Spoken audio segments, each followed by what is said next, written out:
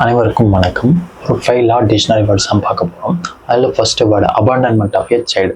12 வயசுக்கு உட்பட்ட ஒரு குழந்தைய அவங்க பெற்றோரோ அல்லது பாதுகாவலரோ அந்த குழந்தைய முழுமையாக கைவிடணும் அப்படின்ற நோக்கத்தினால ஏதாவது ஒரு பாதுகாப்பு இல்லாத இடத்துல அந்த குழந்தைய கைவிட்டுட்டு போனாங்க அப்படின்னா அது பனிஷபிள் அஃபென்ஸுங்க. ஐபிசி 317 படி.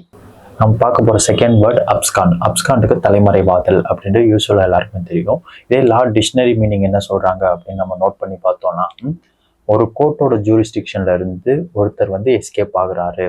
அவர் எதனால எஸ்கேப் ஆகணும்? ஒன்று, அவர் அரெஸ்ட் ப்ரொசீடிங்லேருந்து தப்பிக்கிறதுக்காகவும், இல்லைன்னா லீகல் ப்ராசஸ்லேருந்து தப்பிக்கிறதுக்காகவும் அவர் எஸ்கேப் ஆகுறாரு. ஸோ இதுதான் அப்ஸ்காண்ட் அப்படின்னு நம்ம லா டிக்ஷனரி மீனிங்கில் சொல்லியிருக்கோம். Third word abuse of power. அதிகாரத்தை தவறாக பயன்படுத்தல். ஒரு அதிகாரி அவரோட அதிகாரத்தை எப்படி தவறாக பயன்படுத்துறாரு, அதோட பொருள் தான் அபியூஸ் ஆஃப் பவர்.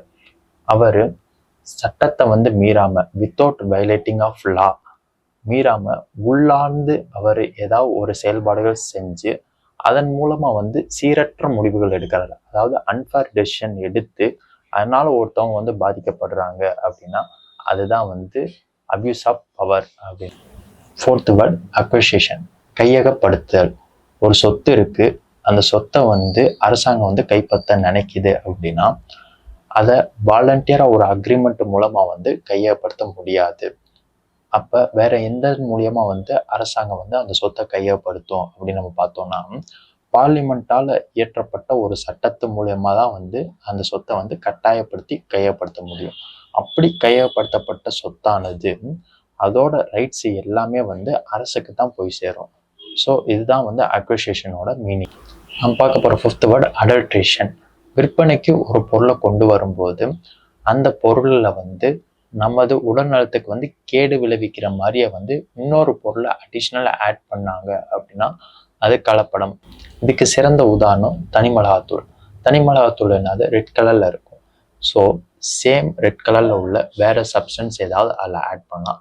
அப்படி இல்லையா ஏதாவது கலர் மிக்ஸ் பண்ணலாம். அந்த கலர் நம்ம ஹெல்த்துக்கு டேஞ்சரஸ் ஆகும், நம்ம உடல் நலத்துக்கு கேடு விளைக்கும்.